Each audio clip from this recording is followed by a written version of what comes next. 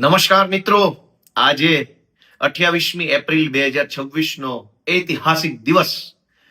ખૂબ જ ખુશી સાથે જણાવવાનું મન થાય કે ગુજરાતના ઇતિહાસમાં ક્યારેય જેટલી સીટો ભાજપ કોંગ્રેસ સિવાયના પક્ષને ન આવી હોય એટલી સીટો આ વખતે આમ આદમી પાર્ટીને ગુજરાતની જનતાએ આપી છે.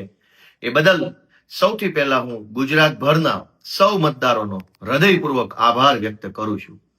આશરે 350 કરતા પણ વધુ તાલુકા પંચાયતની સીટો, આશરે 13 જેટલી તાલુકા પંચાયતમાં પૂર્ણ બહુમતીથી આમ આદમી પાર્ટીની સરકાર, આશરે 60 જેટલી જિલ્લા પંચાયતની સીટો, નર્મદા જિલ્લામાં જિલ્લા પંચાયતમાં પૂર્ણ બહુમતીથી આમ આદમી પાર્ટી, જુનાગઢ જિલ્લામાં મુખ્ય વિપક્ષ તરીકે આમ આદમી પાર્ટી, અન્ય અનેક જિલ્લાઓમાં જિલ્લા પંચાયતની સીટો સાથે આમ આદમી પાર્ટી આગળ વધી છે.